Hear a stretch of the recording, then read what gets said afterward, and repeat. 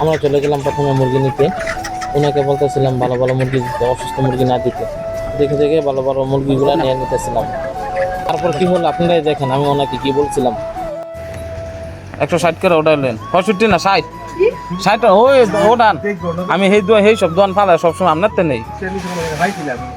60টা ধরেন, 60টা আপনার ধরেন আমি দেওয়ার সময় আমি দিব না বালা করে। দামাদামি করার পর মুরগিগুলো জবাই করতে দিয়ে দিলাম। আর ওইদিকে নাজমুলা দাঁড়িয়ে আছে, দাঁড়িয়ে ধরে দেখতেছে খালি এদিক সেদিক নিয়ে কোন সময় বাসায় যাবে আর কখন খাবে।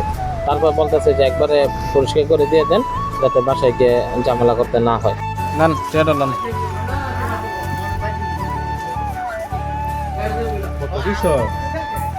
যা দেওয়ার দিছি রাহেন, বাড়াই দিছি লয় দি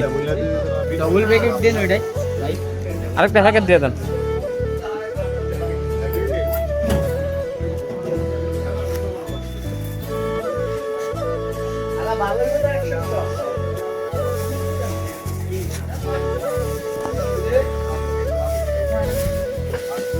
মুরগি কিনে আমরা ঠকিনি, মুরগি কিনে আমরা দিচ্ছি।